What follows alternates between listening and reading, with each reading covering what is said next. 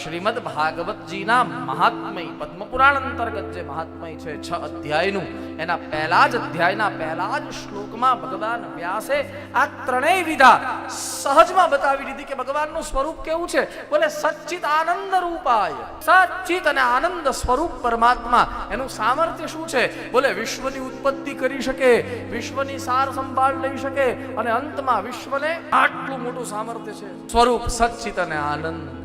સત એટલે જે દેખાય છે ને એ બધું સત. બીજું સ્વરૂપ પરમાત્મા ચિત્ત, જે નથી દેખાતું, જેનો માત્ર અનુભવ થાય એ પણ કૃષ્ણ. જે દેખાય છે ને જે નથી દેખાતું, આ બે મળ્યું અને અત્યારે જે આનંદ આવે છે ને એ આનંદ પણ કૃષ્ણ છે. શરીર દેખાય છે એ પણ કૃષ્ણ, આત્મા નથી દેખાતો એ પણ કૃષ્ણ, અને આત્મા ને શરીર મળ્યું અને આપણને જન્મ મળ્યો અને આપણે જે આનંદ કરીએ છીએ ને એ પણ કૃષ્ણ છે.